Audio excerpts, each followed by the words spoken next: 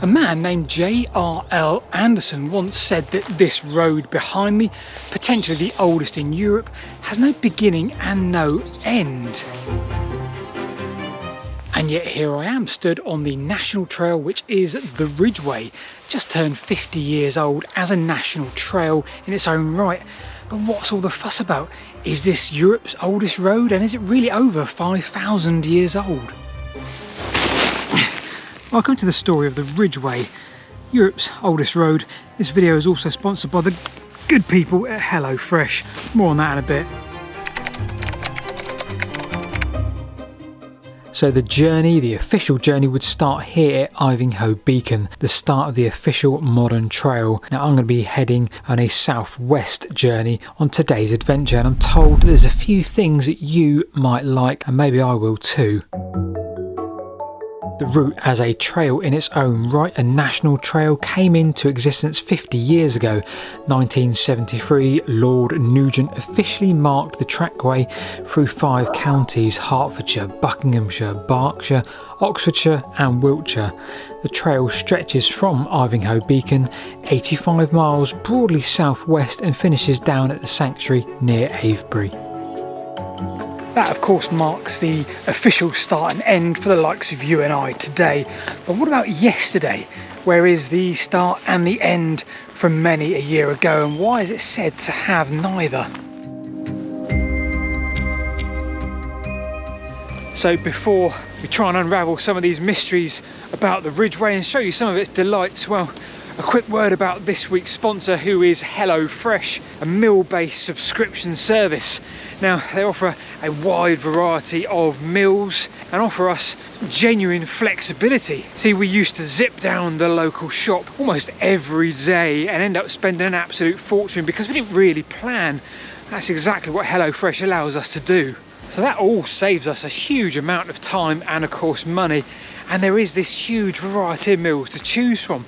If there's something you don't like, well, it doesn't matter because there's going to be plenty of other things you do. It's also really easy to get delivered. It's really convenient. You can always pick your time, basically.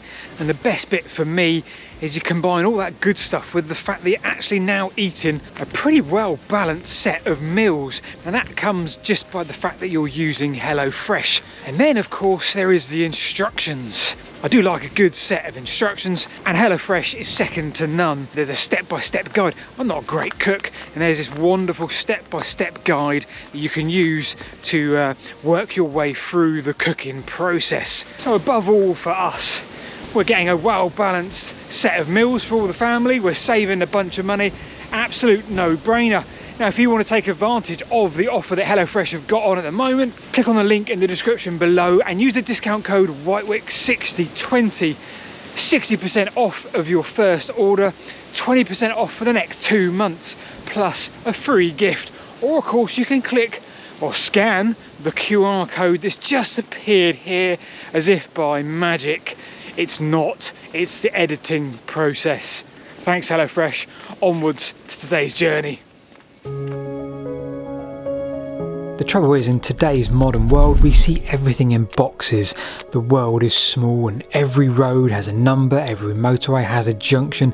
It's all clearly defined. Step back a few hundred years and the waters are muddied because, forget the world, the land that we're stood on right now is vast, kingdoms within kingdoms. The journey that you take today and take for granted could have taken days and weeks a few hundred years ago. And unlike the exact route that we're walking along today, it's highly unlikely that the original, the ancient trackway of the past would have been like that. I suspect it would have been any number of tracks within a mile or so of each other up on this ridge. The terrain forever changing and the circumstances forever changing. Now we've just come off of the Ridgeway by about 100 yards to show you something quite spectacular.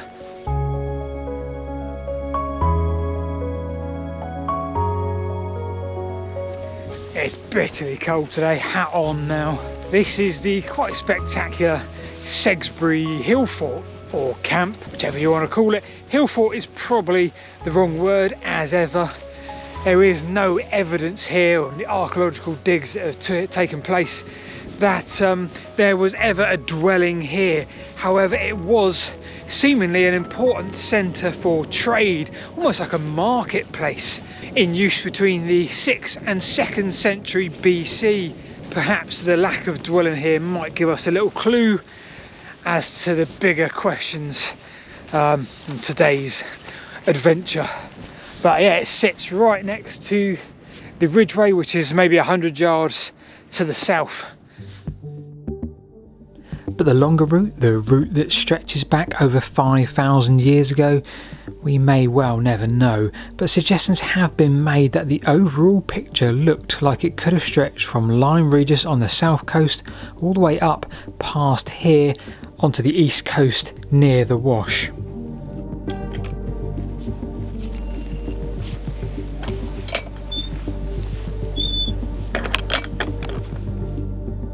So we have instead perhaps a set of routes weaving their way across the ridge here for the traveller, maybe the pilgrimage, the trader. So how exactly do we know this route is 5,000 years old or more? This route claims to be older than the likes of Stonehenge, yet another camp or hill fort, perhaps more, might give us clues just up ahead. And this one is even more spectacular than the last. I wonder if that'll be a theme. One thing that does strike me, being up so high from the valley there, that we're here now to avoid the wet, the damp, the inhospitable perhaps, and instead of that we've got the icy cold, because it really is cold today. You see, whatever I seem to type in, I end up with the same references, the same Historic England public articles or the National Trail website, and that's all good, really good, if you're just looking to explore bits. But I want some archaeology, I want some real evidence, I want something tangible that I can tell and confirm this is 5,000 years old because of this. Uffington Castle, I've never been here before and I'm kind of kicking myself for that.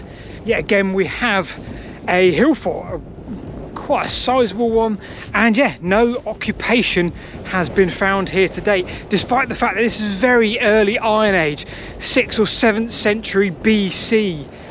And we do have evidence, however, of it being once again a trading place or a marketplace. This is something else, but no dwellings. What does that tell us? Well, there's one more thing to see up on this hill before I get off and warm myself up. Which is just over the bank here. So here I am, stood right above the Uffington White Horse. Now, following an excavation in 1990, the figure's origin date was finally settled using optically stimulated luminescence testing. Oxford Archaeological Unit settled the date between 1380 BC and 550 BC. Now that date takes us potentially into the Bronze Age and would place the figure's origin roughly at the same time as Uffington Castle itself, during a period when the horse was transforming warfare in Britain. Well, that's old, but not quite as old as what is 1.3 miles in this westward direction. I'm going to take a look at this. It strikes me that this modern trail perhaps takes in more than the ancient route would have done, because it zigzags a lot and it weaves in and out, probably for different reasons like land ownership and land use. But that's a good thing because it takes in so much. It follows parts of the Grimm's Ditch, it takes in things that you wouldn't necessarily be looking for.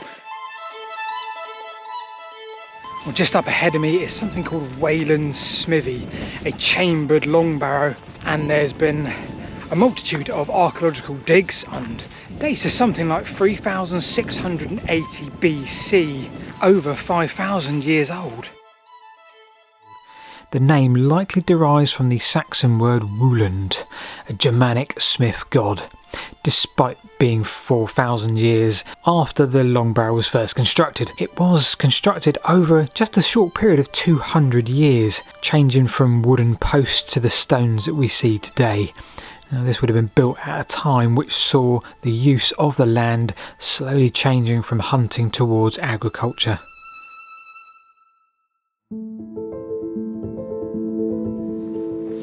"5,500 years old." You see, when I first started making this video and this little adventure, and the research I was doing was focused on the road and the route, and how I was really trying to find some kind of evidence, some kind of archaeological evidence on this road that meant it was definitely that old.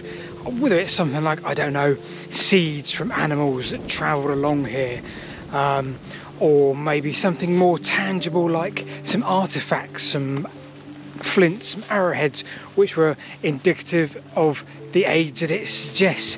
But the more I travel on, the more I don't think I need that.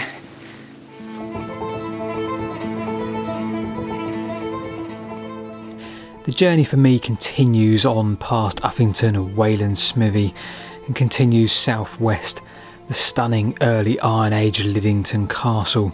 No real conclusion drawn here from a number of archaeological digs, but perhaps we take something from the words of A.D. Passmore. Everything of human manufacture was found here. Barbury is up next, sitting high above Swindon, perhaps one exception where dwellings here were found, dating to around 500 BC, around 40 hut circles occupied on the area within the camp and its boundaries. And then west once more again, and then we have this landscape, the end of the Ridgeway, the modern Ridgeway, and we have Avebury half a mile that way, built around 4,500 years ago. We have Silbury Hill, that monumental mound there, the biggest man-made in Europe, again around 4,300 years old, roughly the same time as the stone circle at Avebury. Just beyond that, atop the hill there, we have West Kennet Longbarrow, almost 5,500 years old, similar sort of time as Wayland's Smithy, and again on the same route. Every site along this route has had extensive archaeological experts telling us every minute detail.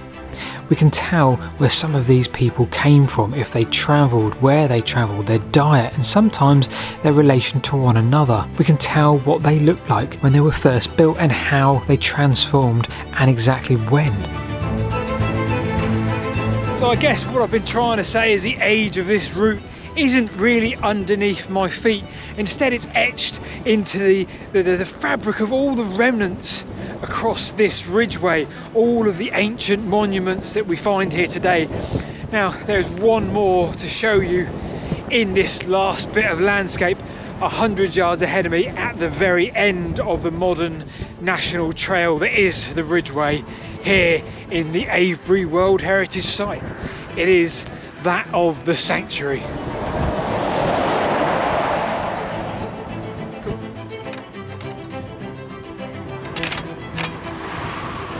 So this is the sanctuary, the end of the modern day journey, and right now I'd be stepping inside the numerous posts, the upright beams that would have been here. William Stookley called this the sanctuary in his day as the antiquarian, and that probably gives you an idea of how he interpreted this and maybe the route itself. And that for me has really helped me understand what all the fuss is about, what the Ridgeway is about. It's all of the monuments along the way and how they connected people in whatever manner it be. I've been Paul. I really hope you've enjoyed this adventure as much as I have. If you do, then obviously click all the good links in the description below, and I'll see you this time next week, hopefully a bit warmer.